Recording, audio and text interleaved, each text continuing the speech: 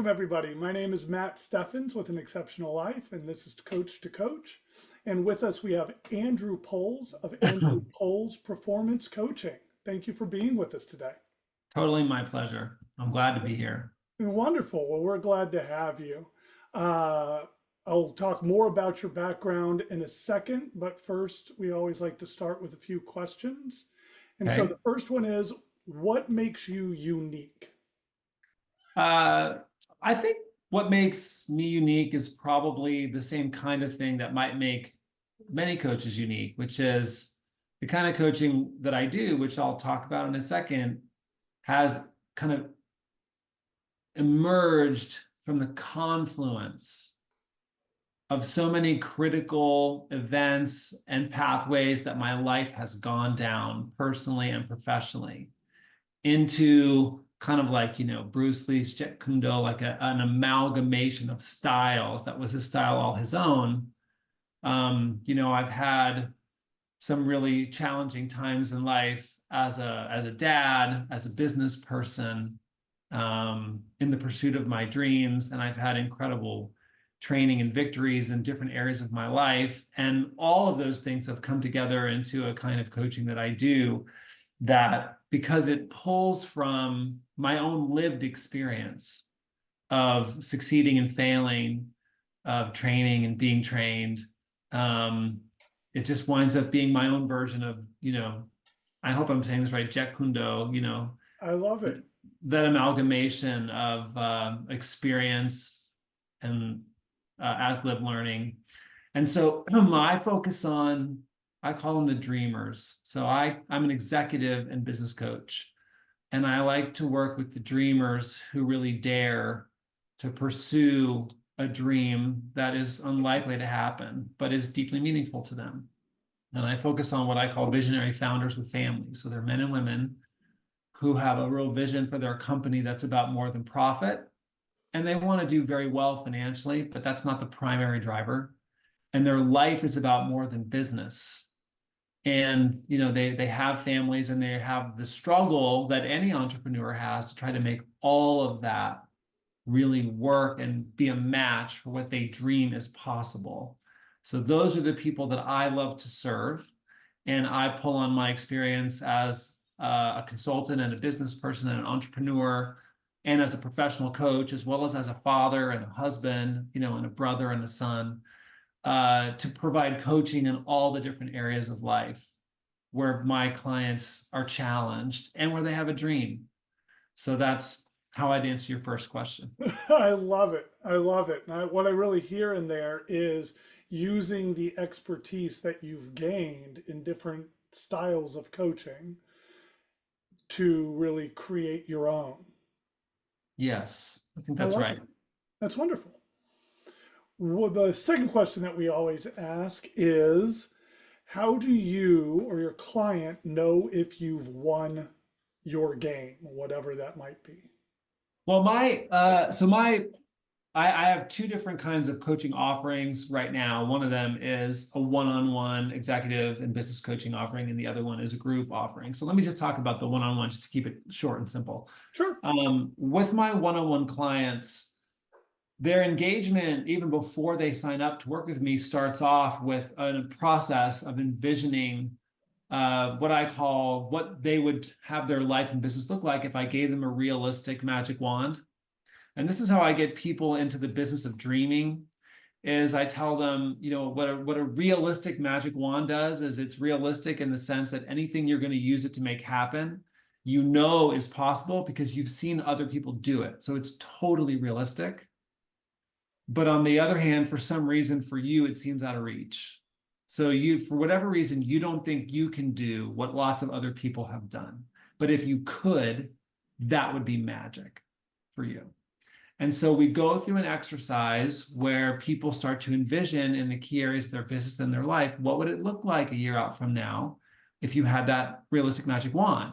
And so the beginning of our engagements is filled with conversations that paint the picture of what life and what business we're trying to build in the next year. And then the whole engagement is designed to make those dreams real. literally, to make every single one of them real that we can both see it could happen in a year time frame. And how we measure success is really simple. We just watch as it goes along the way. Is are we making that happen? So it's very, very black and white. Now, what it takes to get someone there is often completely unpredictable to both of us. What they might need to let go of or have insight into or transform personally, what they may need to develop skill sets wise, professionally, et cetera. We don't really know the whole picture of that at the beginning.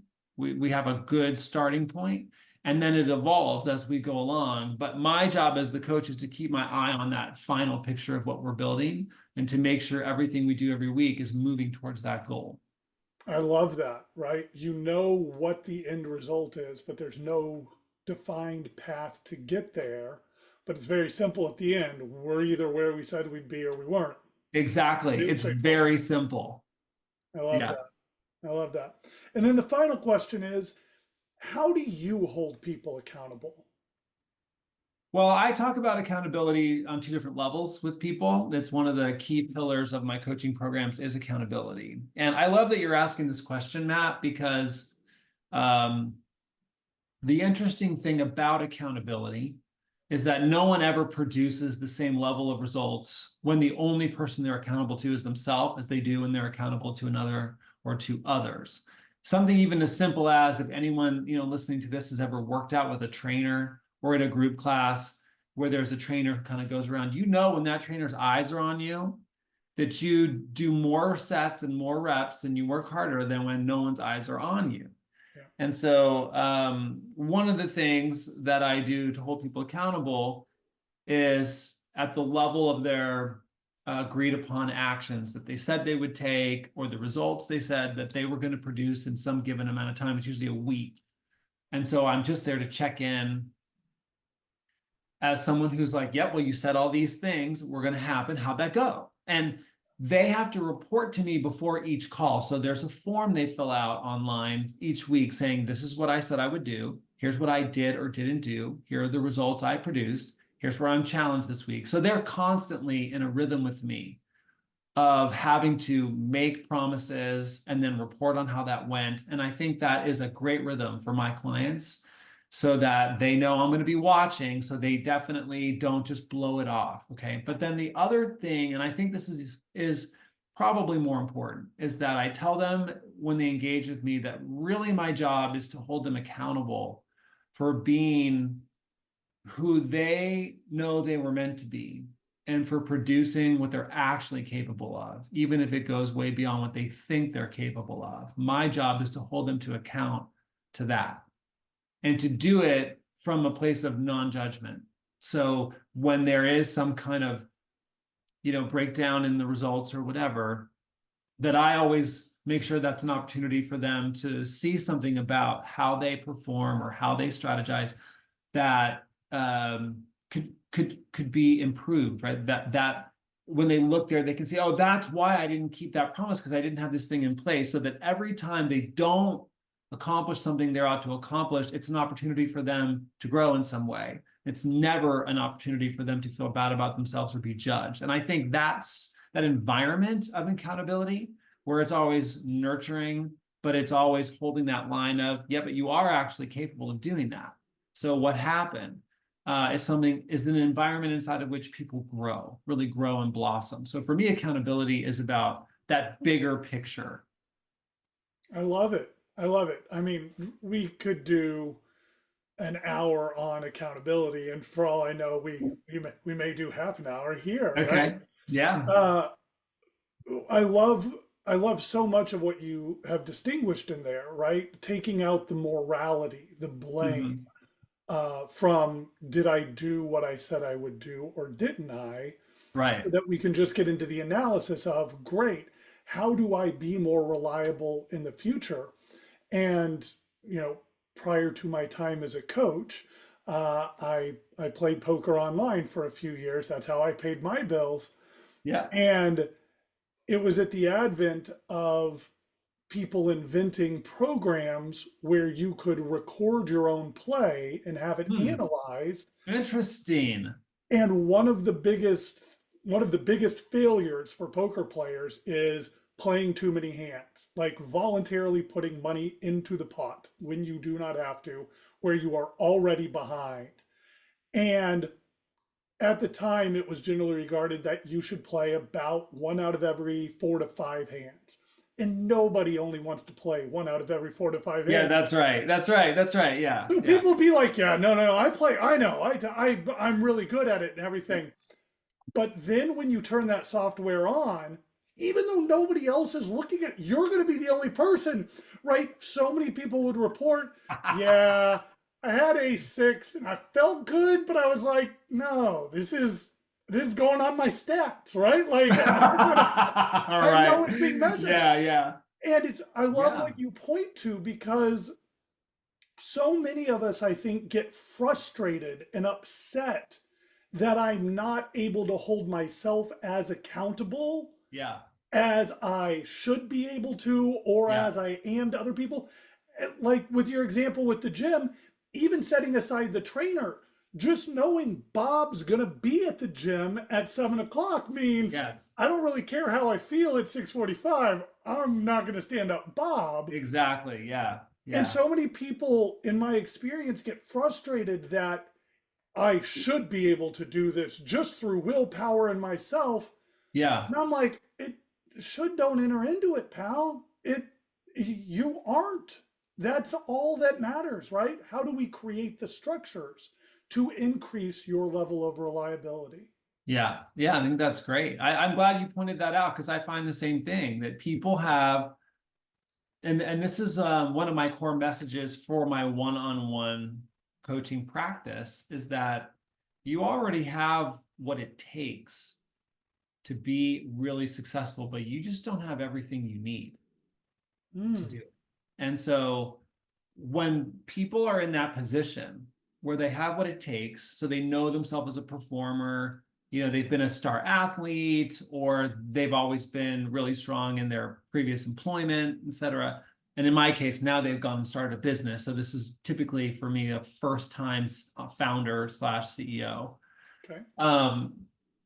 They have these expectations of what a first-time founder CEO should be doing, is supposed to be doing, and they compare themselves to other CEOs they see out there that are well known, and there's no information for them about, well, what was it like in their first year of business as a founder, and where did they struggle? That's often not part of what people. I mean, it's not like people hide it. If you read people's biographies or autobiographies or memoirs, you can see it. But my point is, they're comparing themselves to some standard, like you were saying, of what they think they're supposed to be like. And so when something breaks down or doesn't go well, what they do is they internalize it and they use it as a piece of evidence for their sense of themselves that they're not as strong as they should be, and they should be stronger, and therefore they just try to be stronger, whatever the hell that means, instead of actually looking at, okay, well, if it doesn't have anything to do with me, then what's missing? Like you were saying, maybe it's a structure. Yeah. Maybe it's a skill, like maybe they literally lack some skill they need to build, or some framework for understanding an aspect of their business that no one's ever introduced them to, which when they have that framework, they see everything in a different way and they can act differently. So one of my jobs as a coach is to get people unfocused on themselves, to take the focus off of what's wrong with me and how I should be, and getting it onto what's actually missing. Is it a mindset? Is it a framework? Is it a skill set? And then we'll figure out what that is, and we'll just start working on that. And then people start working on that, and then the performance goes up, the results go up, right? And so this thing that you just said about accountability and like, hey, who cares about what you should be able to do? I know we were talking about I should be able to hold myself to account, but I think your point is also interesting from a broader perspective, beyond just accountability, that I think founders, and not just founders, but that's who I work with. But you Sure. probably as a coach work with lots of different kinds of Sure. people. So people in general, we just have this standard that we try to hold ourselves to and compare ourselves to, and it puts us in the wrong sort of analytical frame of mind for why didn't X happen or why didn't this work? Yeah. because it's almost never about the person. It's almost always about the framework or the mindset or the skill set that needs to get built on the structure, on the architecture of a human being who's already got what they need, and they just don't know that. So I think that's interesting. And I love it. I love Oh, what you just said. You know, for me, the first principle of coaching, regardless of what coaching is, is that people are whole and perfect as they are, right? They're not mm, flawed, they're not broken. I'm not here to fix you. It's why I tell people nobody needs coaching. It mm, is not a prerequisite because mm, you are not flawed. And that's right. what I really hear in what you're pointing to is as a human being in whatever situation I'm in, as soon as I internalize the failure, as soon as I can't be in the relationship because I'm fundamentally broken, I Yeah. can't work out because I'm too lazy, I Yeah. can't have the job I want because I'm not smart enough. Yeah. As soon as it's internalized as a failure on my part, where most of us go is, well, then that's not for me, or I can never have, Yep. right? And it just Yep. keeps cutting off what Yep. we can have until we're in this Yep. small box. But if we can get people to get, no, it doesn't have anything to do with you. And if there are parts of you want to alter, I mean, go crazy. That's, Yeah. Right. oh, Yeah. I got no problem with that, Right. right? Yeah. But as long as it's not a fundamental inherent failing that I was born Yeah. with or cursed with or Yeah. acquired at some age, then it's much easier to be like, okay, great. What do we invent? And sometimes it's tangible, as you said, like an alarm clock or a post-it note, Yeah. or sometimes it is a mindset shift. Mindset shift. It's one that I almost never say right, and it always goes And it wrong can come out really somewhere. bad if you're not careful. Exactly. But sometimes it is a mindset shift, Yeah. which just allows us to see things in a different way. And for a lot of people who have never done any sort of personal development or coaching at a sports or one-on-one level, it is sometimes just that shift of, oh wait, maybe it's not about me. Maybe it is Yes. external, so that we can then have the conversation of, Yeah. Yeah. if it wasn't about you, would you have better access to this? Yeah, it makes me so happy to hear you say that for your clients. Like I'm happy for your clients because, you know, I think all of us, no matter, I think it does shift from culture to culture once you get outside, the US. So maybe, you know, it's more nuanced than this, but I think on the whole, this holds true that no matter where you go on the planet, with kind of modern societies. I'm not sure about the Inuit, but with kind of modern societies, there is a like a diamond with many facets, and the diamond of the cultural milieu is that somehow I'm not okay. And in our culture, that has certain expressions, and it may be very different in Asia, and maybe it's different in the Middle East, etc. And you're not okay. And so we all internalize that because as children, just neurologically speaking, and I know you know this, so I'm just kind of saying this for the people who are watching, Living in case anyone doesn't, is that the way the brain works when we're in our first, say, 12-ish, 10 to 12 years of life is that everything that we process, the brain processes as having something to do with us. That's just the way the brain works when we're young. So I think that the example I heard once upon a time, I don't know where I heard this, was the whole thing about, step on a crack, break your mother's back. God forbid someone tells that to a child and they step on a crack and their mom just happens to have, whatever accident, they're going to know beyond any shadow of a doubt that they did that. And for them, that logic system is just completely true, impenetrable, flawless. I mean, that's just the way it is. And so we're constantly internalizing our version of that conversation of there's something wrong with us, there's something not right here. And there's no way around that. There's just no way around that because it's so pervasive, and the way the brain works, everything's getting internalized anyway. There's no nuance at that age. that we walk into adulthood with our version of that. So for your clients to get to be, with you, where I know, because Matt, you and I, it's no secret, we've known each other since before either one of us were really engaged in looking at this kind of work, through being involved in dance and different things. To get to have someone in your life who's walked that journey themselves and actually done the work to get, oh, okay, I can see how I internalize this and that, and it's not true. When they're with you, they actually can feel, like, experientially, viscerally, they can feel that when you say, hey, there's nothing wrong with you, that it isn't some principle for you. It isn't some, sort of like conceptual idea for you.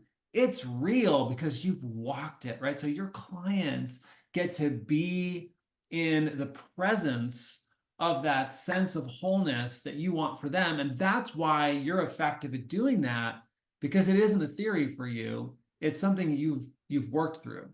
And so that's very rare in my experience, to meet a person who can come from there as not a concept or something that they're really for, or something that they use for their morning mantra in the mirror or whatever, not to put mantras down. But it's very different when someone's actually gone through the valley of the shadow of death, of slaying the demons of the moments in life where you made these key decisions about whatever with you thought was not okay, and you've unwound that tape and kind of restored yourself to an experience of being, as you said, whole and complete. Even though it doesn't last, on some level, it is the way it is. And so just makes me happy for your clients that when you have those conversations with them, they hit hard because it's what they're in the presence of. So I'm glad for the people who get to work with you. Well, you're welcome. I appreciate the acknowledgement. There's so much you talk about. I want to branch off on and talk more about this and more about that. But I love what you said as your intro, that you have formed your coaching style, right? It's not a specific thing.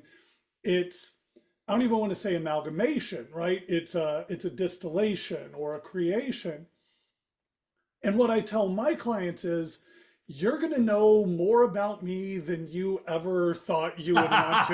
You're going to find out about my Beautiful. relationship Yes, with my yes. dad. Yeah. You're going to hear about my first girlfriend in high school Yeah, yeah, and yeah, how yeah. that, like, but it's as you say, right? It's because for me, it's critical that no one ever put their coach on a pedestal. I prefer Yeah. nobody go on a pedestal, but I see it happen so many times Yeah, that's with good. coaches where it's like, oh, if only one day I can be as perfect as, then I'll have, and I have to make sure people constantly know, dude, I'm not on a pedestal. I'm still a human being. I Yeah. have done this for 20 years. I have worked on both sides of this equation quite a bit, and Yeah. I am still no closer to turning into a ball of white light and Right. ascending into the heavens than Right. I That's right. was Yeah. 40 years ago. Yeah, that's It right. just, it doesn't Yeah. work like that. And that's one of the things, as I said, that I heard in your intro is, you've gone through these things. You've had to do the work that you have other people do so that you can guide them, so that you can lead them. But arguably, for me, more importantly, what I tell people is, I have to be able to hold you in the palm of my hand. I have to have you know that you are safe and protected and loved right here in the palm of my hand. And then once we both know that, that is when I can crush you. Because I've got your back, but I'm also going to hit you with everything I have to Yeah. give you everything you say you want. Yeah. And I have to let you know, I also know what it's like to have been crushed in the palm of Yeah. that hand Right. and be Yeah. able to come out of it.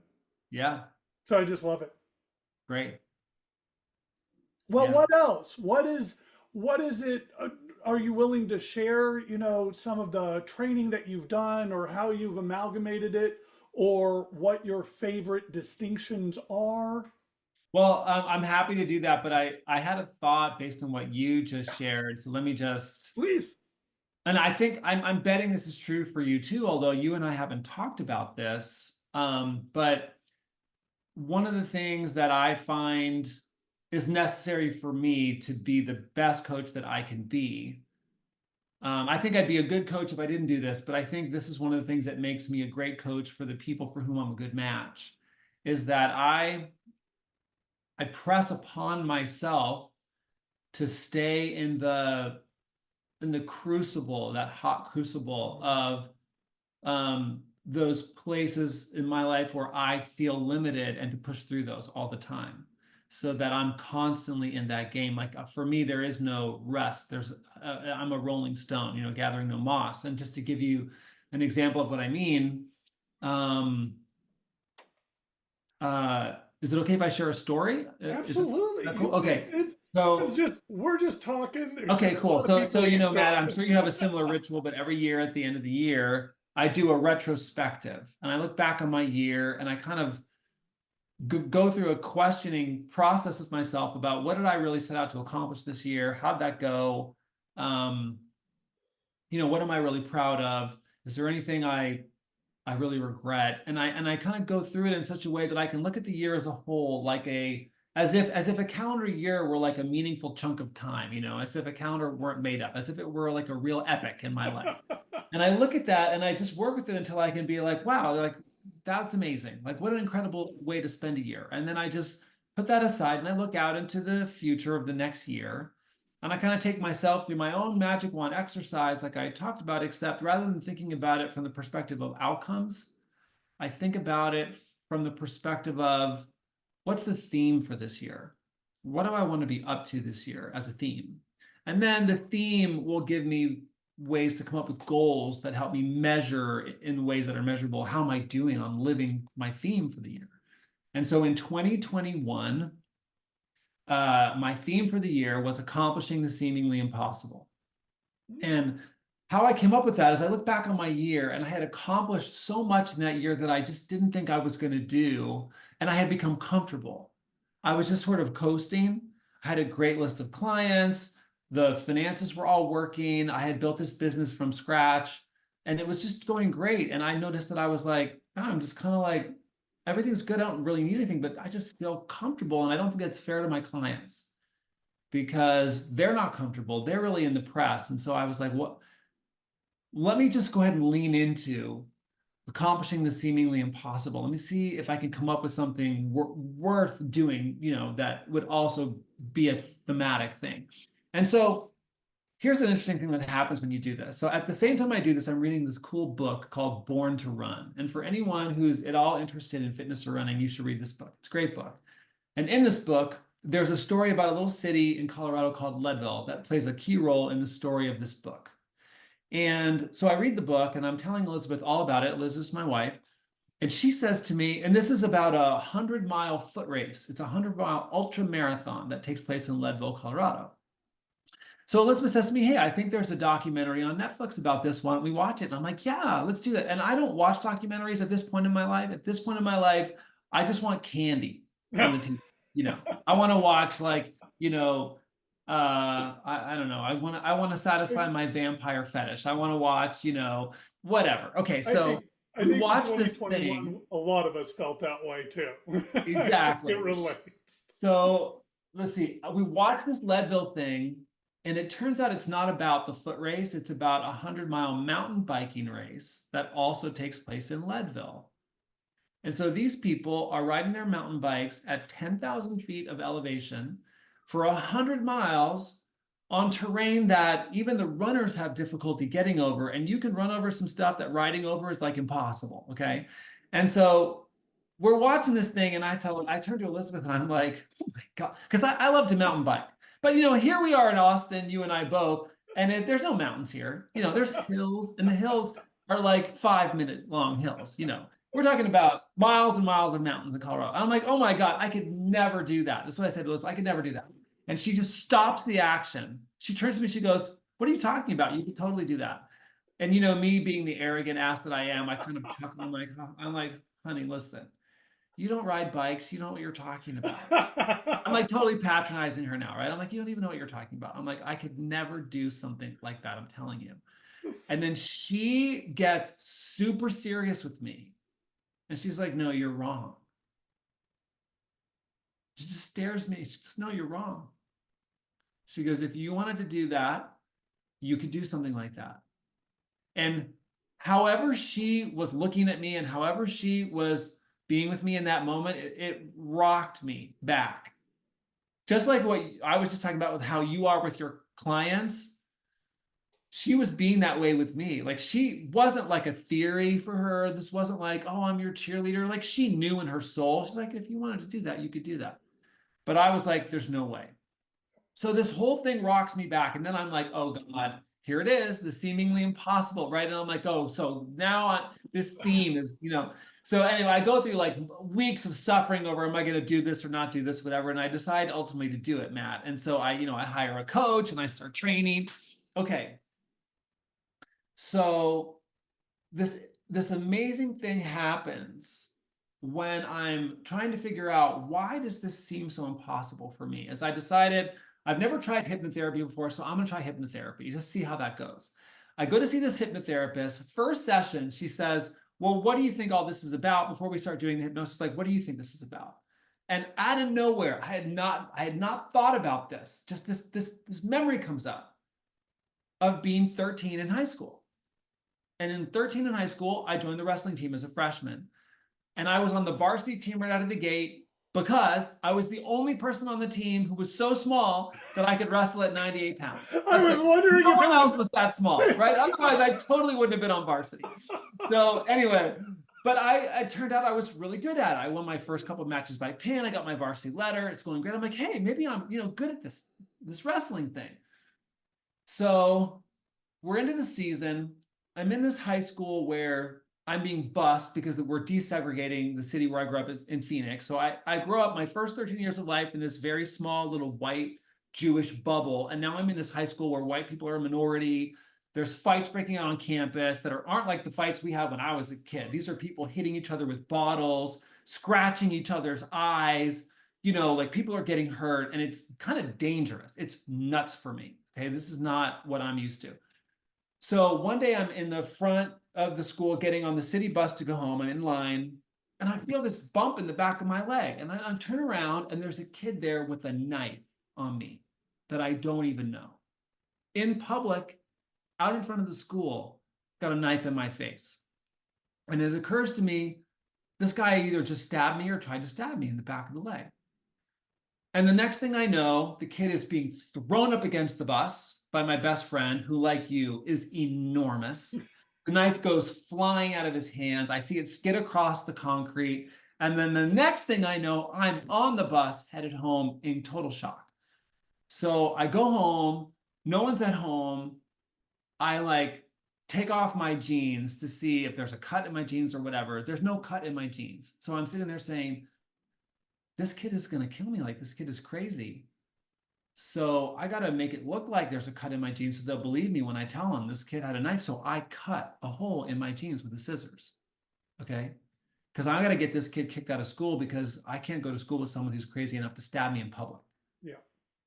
So I tell my parents the whole story. This is how crazy the 80s were. For those of you watching this, our generation, Gen Z, or, you know, millennials or whatever, this is how crazy it was. My parents sent me to school the next day by myself, where this kid is coming back to school as well, to turn my jeans into the principal's office and tell the principal myself what happened and then go back to class. That's how the next day goes. Okay, so I go to school and I turn in my jeans. I tell the principal and this thing. Then these kids run up to me and they're like, oh, we heard about what happened to you yesterday. Let me tell you about this kid. This kid has got it out for you. This kid thinks that you're the person who gossiped about him and caused him all this trouble. And he comes from a family with guns and he's going to go on the second story of this high school and he's going to shoot you when you're not looking.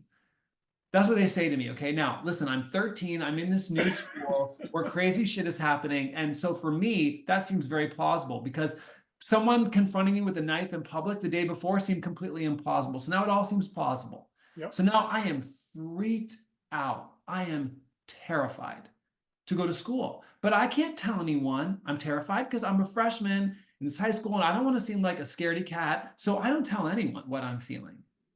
But I'm freaked out. Well, how do you think wrestling season started going? I started losing matches. I was freaked out. I was really scared for my life, literally, going to school every day.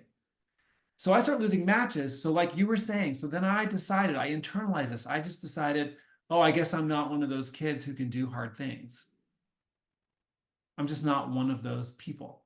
And that was the decision. And all of the experience and the emotion and the fear and like the disappointment in myself about how the wrestling season was going and stuff, that was getting driven up by signing up for this mountain biking race that I didn't know.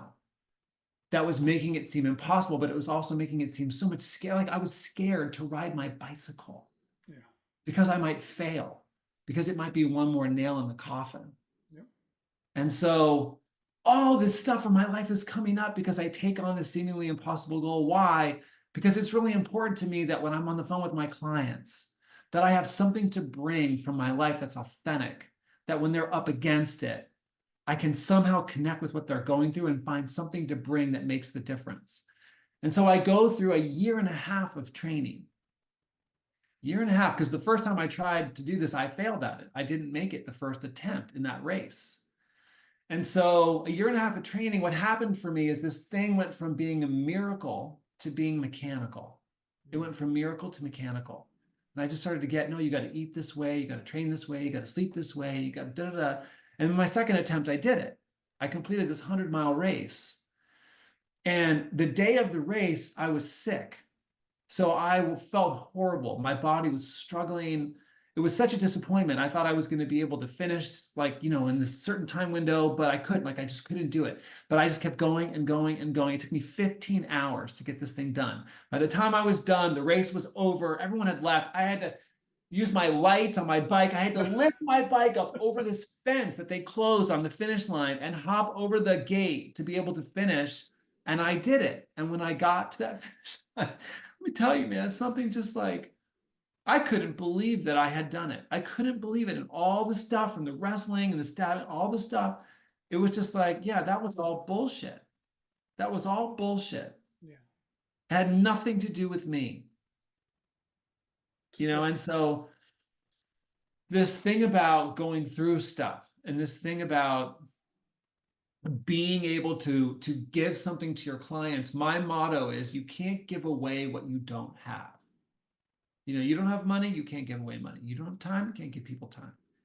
So if you don't have accomplishing the seemingly impossible, you can't give that away either, right? And so one of the things I love about being a coach is that I get to use my life. I literally use my life to accomplish my own dreams that I think are out of reach, because not only is that great for me, but I think honestly, more importantly for me, is because of who I get to be for these men and women who are the dreamers, that I get to serve and bring something new to the table year over year that makes an even bigger difference.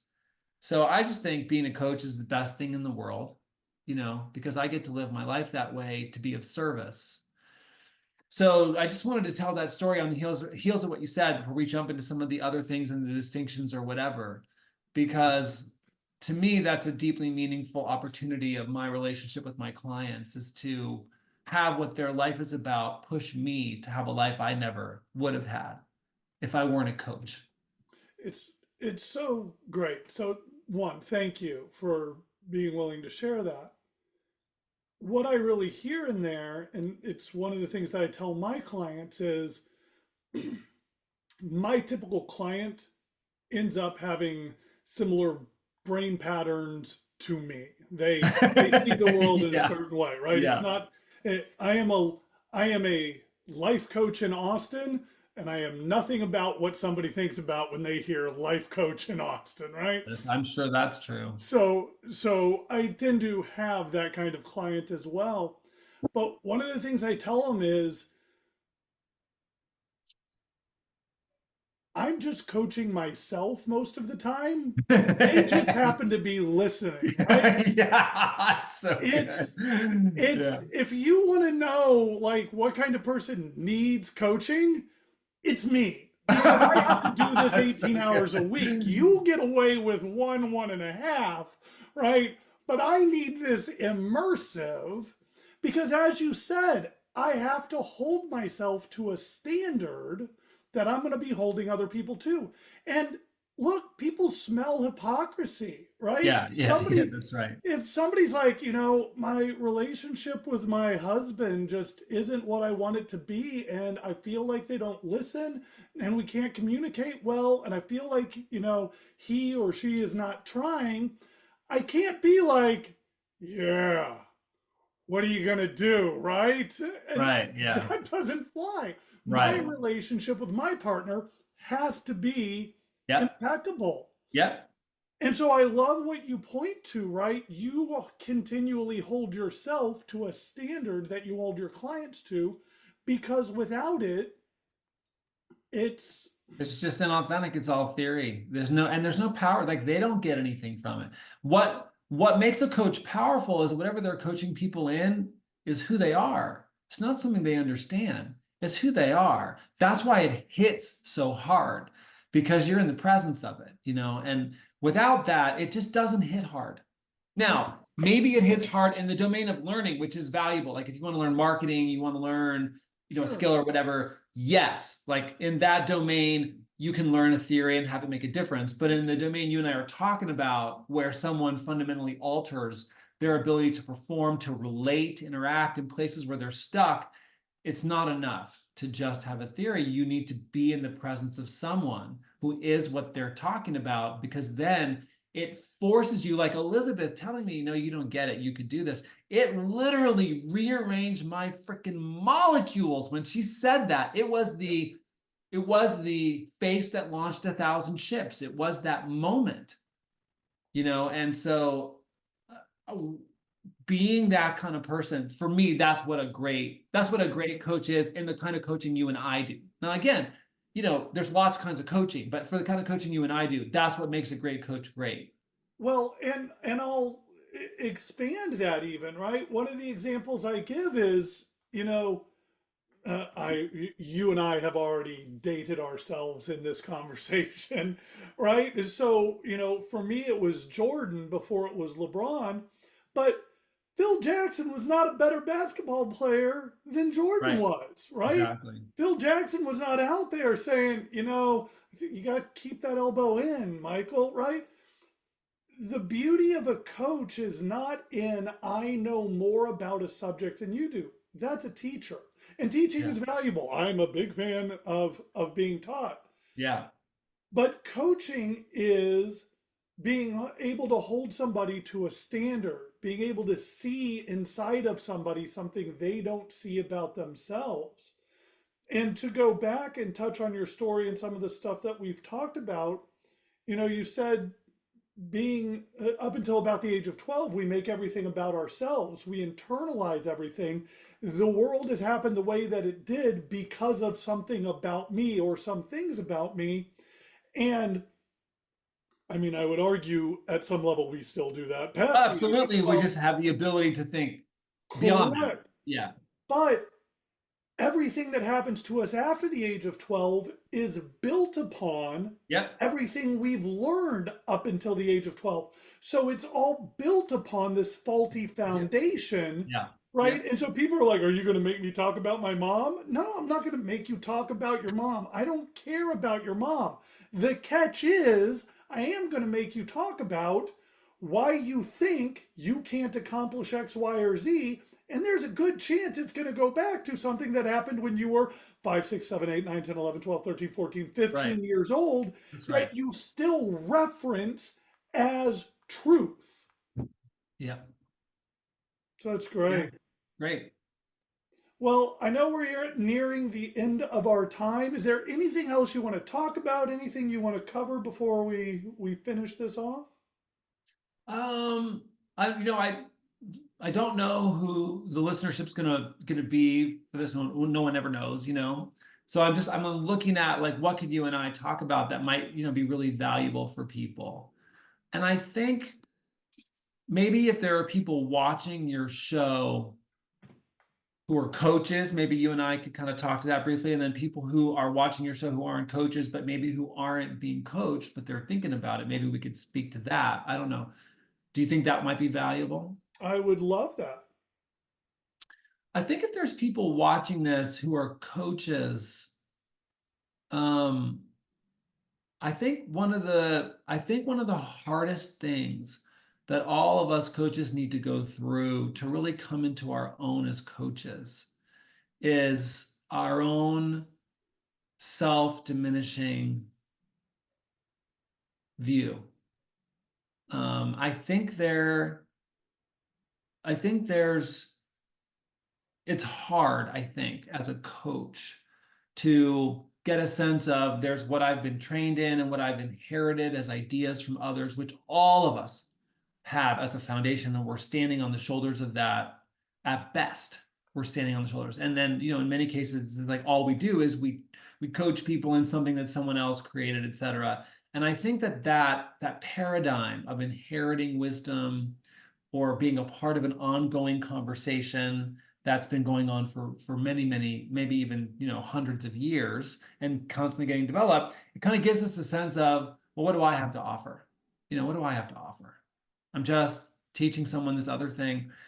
And I think what I would want to say to coaches who maybe deal with that is you'll never make the impact on your clients that you're capable of making until you really deal with that. It has nothing to do with who had the first idea.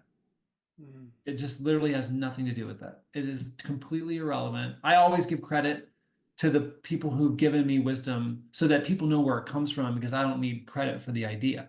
yeah. All I care about is the impact. I don't care about the credit for the idea, right? So, but I think there's a lot of emphasis in our culture placed on whose idea was it, because that person's really the person who deserves all the credit. And as far as I can tell, no one's had an original idea in a really, really long time. People keep developing a thread of conversation.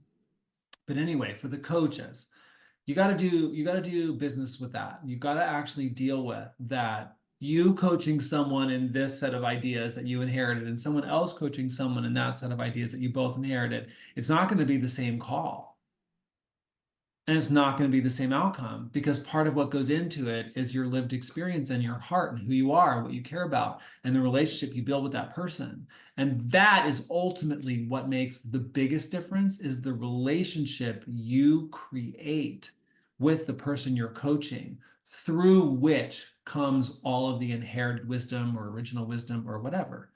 And so I think it's important for coaches, for us to really deal with that. It was hard for me to deal with that. I inherited so much great work, and it was so hard for me to like answer the question, do I have anything to say that isn't inherited? And struggled with that for years, until I finally, really did business with that and realized what really makes the impact with my clients is not the source of the wisdom, but who's delivering it, and really owning that. And when I did that, everything shifted for my clients. So I think that's one thing I would say to the coaches. The one thing I would say to people listening who aren't coaches, who maybe aren't being coached, but are now maybe interested, is you'll never have anyone in your life who is for you, who a coach is for you. There's nothing like it. There's nothing like it. A great coach, I'm sure you're the same way, Matt. Like, if my clients aren't winning, I can't sleep as well at night, if at all. Yeah. So I just think about them all the time. What am I missing? Am I missing something? What do we need to do on the next call? What's going to make the difference? It's almost like I'm in their life, living their life along with them, because I'm just thinking all the time, probably kind of like they are, about, well, what about this thing? What about this thing and this thing? And to have someone in your corner who's that committed to your success, as committed to it as you are, who also has the outside perspective of being able to provide new distinction, there's nothing more empowering than that. It's just the most empowering thing. It's just one of the most empowering things you can get in your life. So for the people who are thinking about it, I would say, if you find the right coach for you, it's magic. And so I don't know if that forwards your intention. Those are the thoughts I have for those two potential No, audience members. it's beautiful. And, for me, what I always say the difference between a good coach and a great coach is, one of the things that I train people in, I think all coaches, point to this is, are you able to impact the circumstances of your life? Are you able to be Yeah. bigger than the circumstances of your life? Hmm. And we extend that even to, are you able to impact the circumstances of somebody else's life? And Yeah. so it drives me nuts when I hear coaches talk about, well, if they're not going to do the work, if they're not going to show Yeah. up to the call, Yeah. I mean, then they're Yeah. just not going to be able to get the result. And I'm like, pal, that's not it. Like, Right. Yeah. if you don't show up to the call, if you're not doing the homework, it's on me to figure out, how do I communicate to you? How do I inspire you? How do I motivate you to have the life you want? I tell my clients, once you decide what it is you want, it's on me, not on you. And I ain't going to be the one that does it, right? Right. But the moment I say, well, it's on you, I'm no longer demonstrating the entire concept I'm trying to instill. Yeah. So I love how you say that. Great. Great. Wonderful. So, Andrew, where can people find you if they want more Andrew? Well, so I'm about to launch a new website. So today is what is April 29th, 30th. It So is. maybe by May 7th to 10th, somewhere in there, it'll go live. So you can find me there at andrewpoles.com. Okay. You can also find me on LinkedIn. I'm easy to find under Andrew Poles. And if you want to email me, you're always welcome to it. apoles@andrewpoles.com. Wonderful. Thank you. And as always, people can find me at anexceptionallife.com. I highly encourage you to sign up for our newsletter so you can find out when we are releasing more videos, such as this wonderful interview. And as always, thank you for your time and your attention today. And Andrew, thank you so much for being willing to be with our people. My pleasure. Thanks for having me. Have a wonderful day. You too.